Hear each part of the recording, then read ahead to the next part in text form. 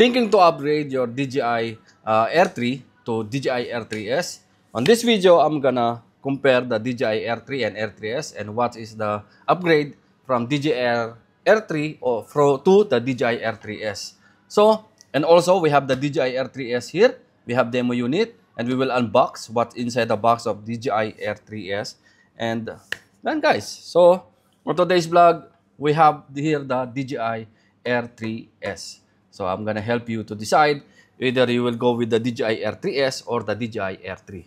So without further ado, but again, before anything else, if you like photography, if you like filmmaking, if you like this kind of content, please consider to subscribe and hit the notification bell so at least you'll be updated for all the videos that I will upload regarding photo, video, tutorial, and comparison. So let's start now unboxing this DJI Air 3S. But again, before we start unboxing, let's check what is the upgrade of DJI Air 3S compared for the DJI Air 3.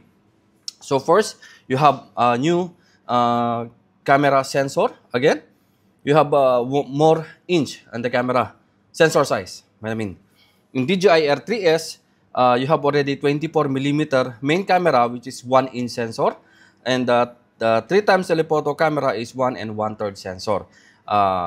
Compared with the DJI Air 3, previous one, both 24mm and the telephoto is 1 1/3 sensor. So that's the first upgrade, 1-inch in the normal 24mm. So second upgrade is you have already a new safety features which is the omnidirectional object sensing with LiDAR. So yan, forward facing LiDAR improves the performance of object sensing in the drone's flight path, especially in low light. So that's the second upgrade. Next is in the photography modes. You have already 50 megapixel for the DJI Air 3S and the new panorama mode in the DJI Air 3, while the first DJI Air 3 is only 48 megapixel, 2 megapixel more. So, and also with a panorama mode, which is able to capture a series of images that can be stitched together into the one much larger image. So, yan. And also, the DJI Air 3S, the design, it's more heavy compared for the previous one. It's 724 grams with compared with the 720 grams of the previous DJI Air 3. But again, the built-in memory card, you have already 42 GB built-in. Again, you have already 42 GB built-in memory card in the DJI Air 3S, while the previous DJI Air 3, it's only 8 GB memory. Yeah, of course, you have they're both maximum takeoff for both 6,000 meter and maximum flight time 45 minutes for the DJI Air 3S and 46 minutes for the Air 3. So only 1 minute. So it's almost same.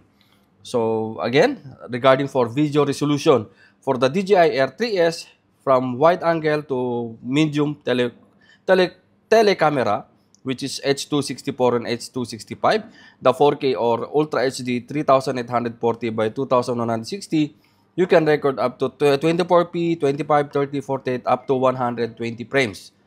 In Full HD, you can record up to 240 frames. In 2.7 vertical shooting, you have already HD or Full HD, which is 1512 by 2688 for the frames of 24 up to 60 frames. Regarding for the DJI Air 3, you have already wide angle H264, H265 for 4K. You can record up to 4K Ultra HD, which is 1920 3840 by 2160, 24 frames up to 100 frames.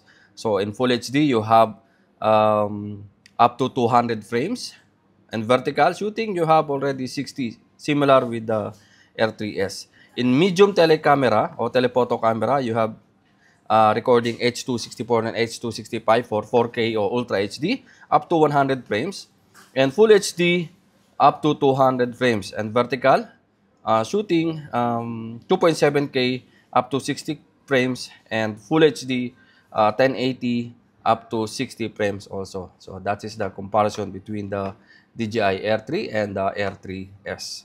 So guys, let's start to unbox this DJI Air 3S. This is the bundle fly more combo. Again guys, we have already demo unit on DJI Air 3S. Actually, this is a demo unit. So if you want to check this drone, come visit us here in Megastore showroom and check this new DJI Air 3S. One. It's the bag with the DJI Air 3S. Yeah. Let's see the drone itself. So you have here the propeller thing. Okay. The main drone. Oh, your propeller. I think this is not propeller. Let's see what is this, guys. But this is your propeller drone.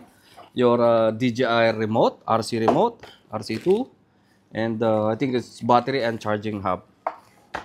So this is your bag. You have also your manual here, and DJI manual, and USB-C to USB-C. And what else? So this is what inside the bag of this DJI Air 3S, and bundle. It's a bundle combo. So let's check one by one. Okay.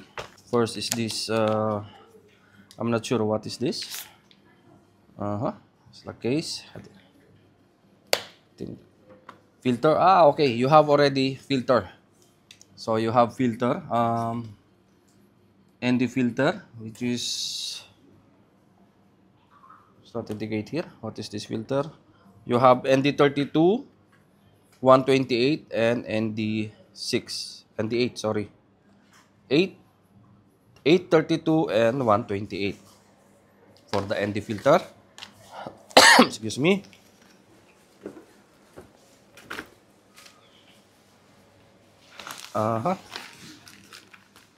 Here is your extra propeller and the propeller. You have 1, 2, 3, 4, 5, 6, 7, 8, 9. 5, 6, 7, 8, 9, 10. You have 10 propellers extra. Actually, it's not extra. You have already 4. So you have 6 more extra. This is your RC remote, RC2. And your battery. So you have already battery hub and 2 extra battery. So you will charge it by USB-C, I believe. Yeah, it's only USB-C. And your drone, guys. So this is the new DJI Air 3. I remember I have the first Air, the DJI Air 1. So this one is look more bigger compared for the previous Air 1 and Air 2. Yeah. So, and guys, and you have already extra battery here.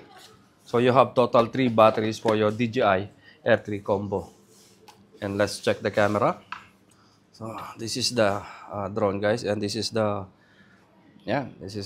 camera, medium and telephoto on your DJI. 24mm down, and you have E70 telephoto from up. So, yeah.